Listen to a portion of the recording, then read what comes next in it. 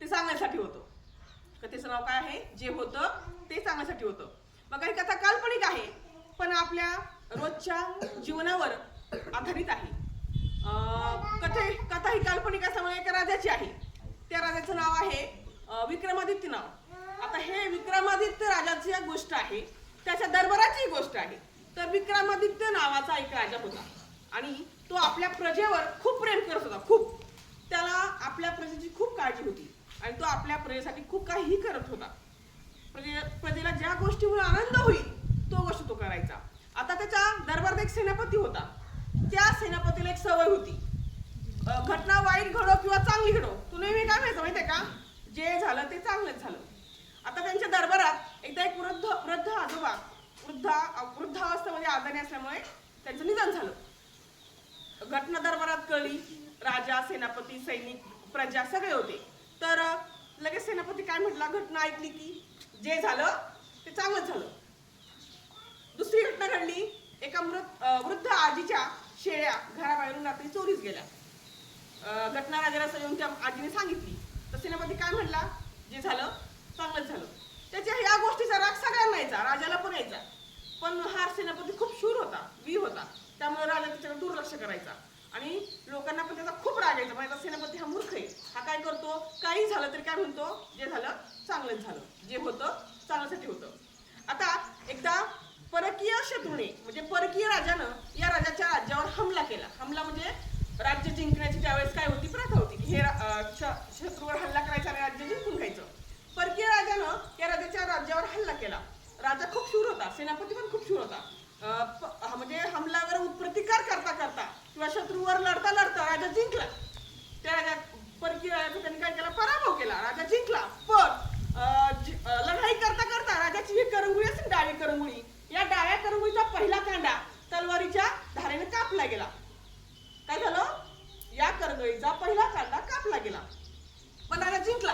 राजा काय झाला, जिंकला. सगळ्या प्रजेला आनंद झाला, अरे राजा आपला जिंकला, आपल्यावर संकट गेलं, आपण जिंकलो. पण करंगळीचा पहिला कांदा कापल्यामुळे जरा थोडस दुःख घटना घडल्यामुळं दरबार, राजा, प्रजा सगळेच नाराज झाले की राजाचं बोट कापलं गेलं. आणि सर्व प्रजा नेहमीप्रमाणे बसली. राजा बसला, सेनापती, सैनिक सगळे राज दरबारात बसले. सेनापती सोय काय होती, काही झालं तर काय म्हणायचं, जे होतं ते चांगल्यासाठी होतं. सेनापती पटकन बोलून गेला. काय बोलला, जे होतं ते चांगल्यासाठी होतं.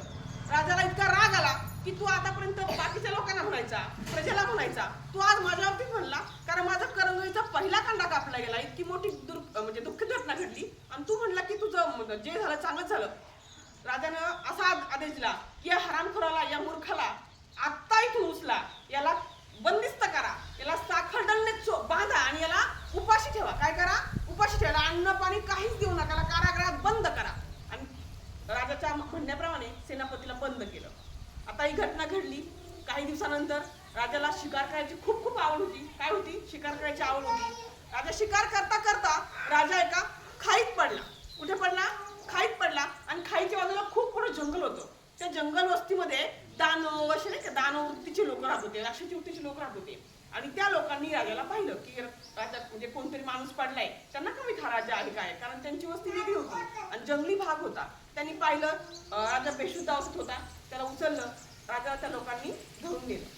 आता धरून नेल्यानंतर त्या लोकांना इतका आनंद झाला की आपल्याला आपल्या देवीला बळी देण्यासाठी आपल्याला बळीचा बकरा मिळालाय. आणि तो पण ताज म्हणजे आयता मिळालाय, पुढे जाऊन धरायची वेळ नाही आली.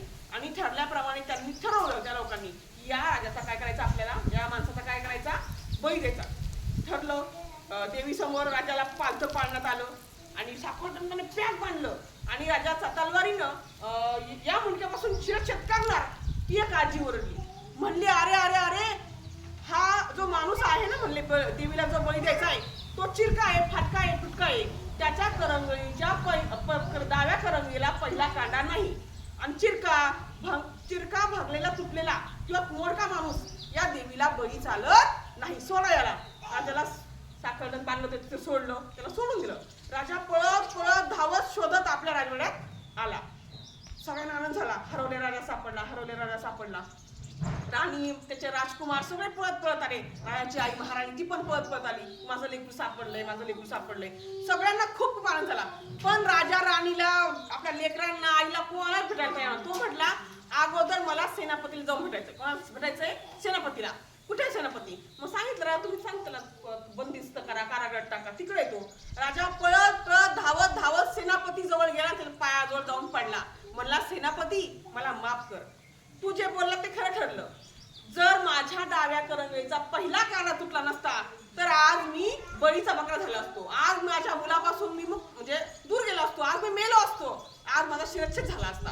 पण या तुटलेल्या कांड्यामुळं मी आज वाचलो. माझ्या प्रजेला परत राजा मिळाला, माझ्या आईला परत मुलगा मिळाला, माझ्या पत्नीला पती मिळाला आणि माझ्या लेकरांना बाप मिळाला. कशामुळं?